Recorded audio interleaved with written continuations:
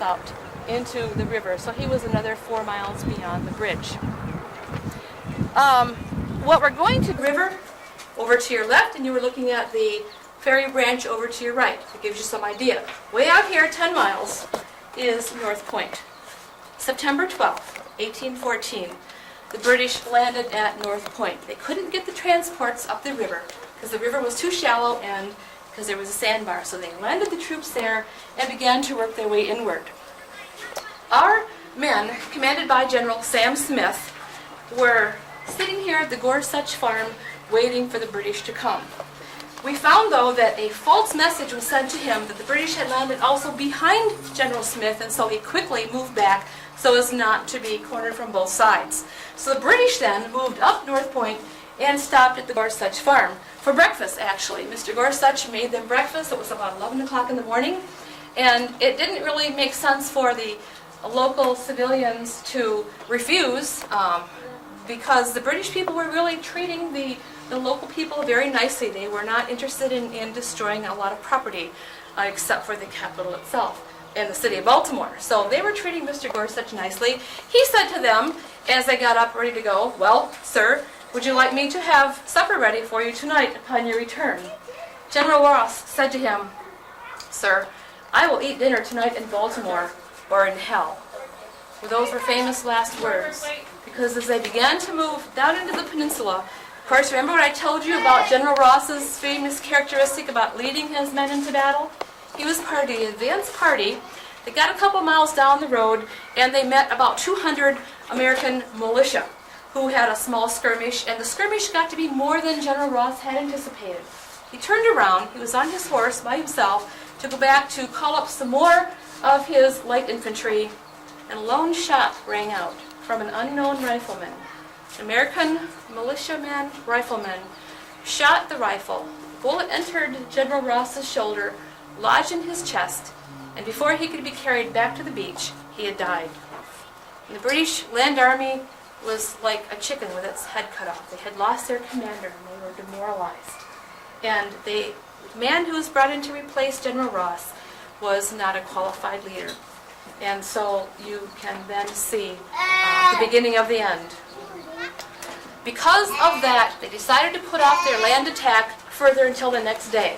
Okay, the next day, September 13, 1814, we now have at 6 o'clock in the morning the British ships 2 miles off of Fort McHenry, and I can give you a few details of what happened there. They began to open fire with their bomb ships and their one rocket ship that was out there.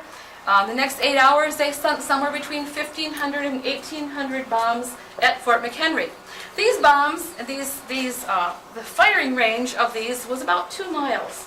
We found that Fort McHenry's 24 and 32 pounder cannon only had a range of about 1.5 miles.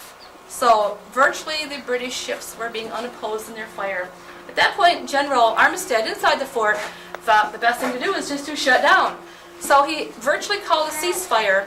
He put a skeleton crew on his bastions and inside the fort and sent the rest of the men out into the ditch, the dry moat, and other places to protect themselves from the bombs. And because of that, there were only 4 casualties inside Fort McHenry that morning. After 8 hours, the British realized they were getting nowhere. And so by 5 o'clock that afternoon, also a rain had come. Probably at that point, we think this is what happened.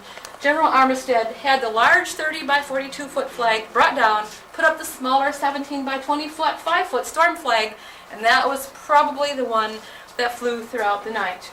Well, at midnight, after the communications went back and forth between the Army and the Navy, the British decided that they were not going to be able to penetrate the sunken ships that were blocking the entrance into Northwest Harbor, so sent 20 ships over this direction into the ferry branch.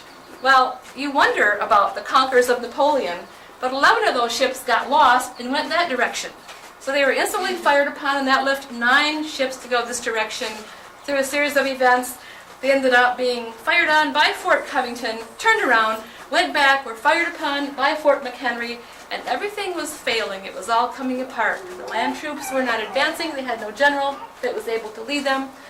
Fort McHenry was not going to give in. These ships over here were turned around. The British decided it was not worth it. But they kept firing on Fort McHenry throughout the night to cover the land troops as they were retreating.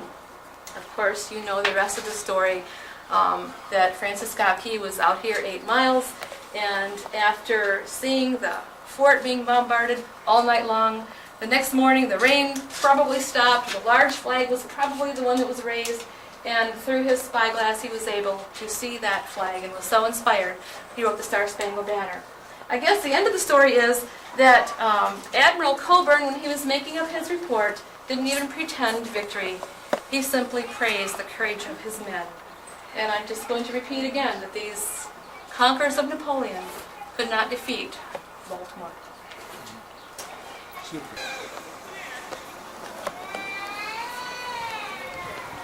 This is the quadrangle inside.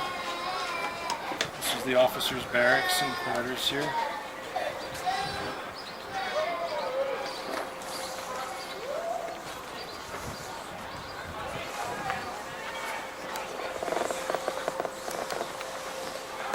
Oh, son, can you see why the dawn's early light?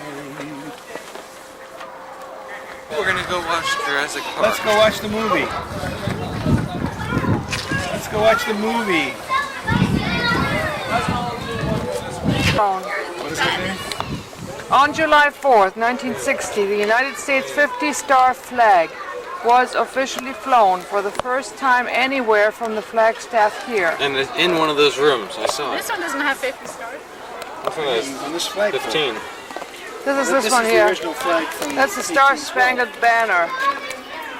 15 stars. 15 stars. Not the original flag, but the original kind of flag. No. Take that. Getting out of it. Too loud. Let's go. Very loud.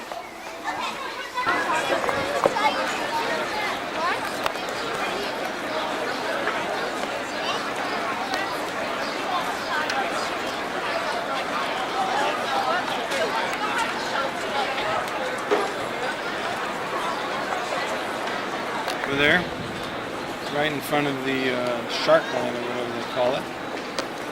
Getting ready for the July 4th parades here.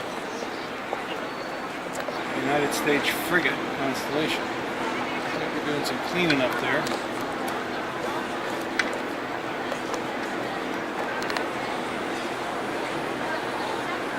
All lines. And there is the USS Constellation, Baltimore 1797.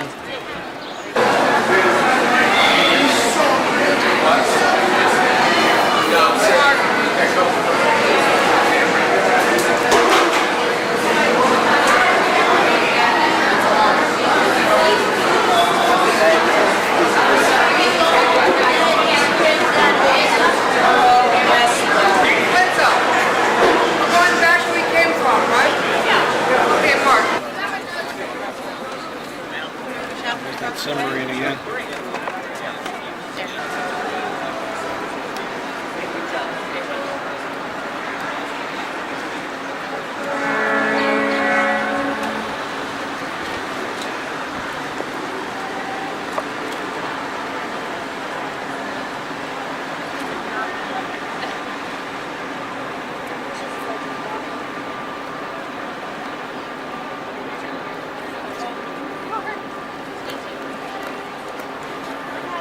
It's the aquarium we're going over to there. Shark Fest.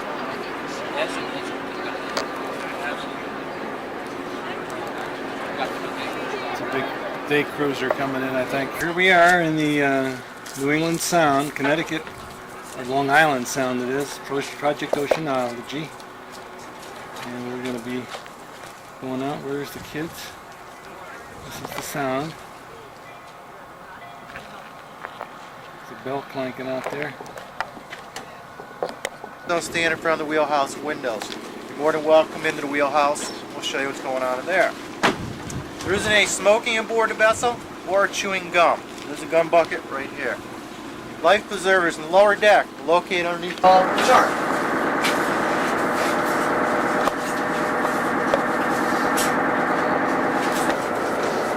And in the white and blue area are waters. If you look on this chart, what's the difference between a white and a blue on this chart? You see, these little numbers are all the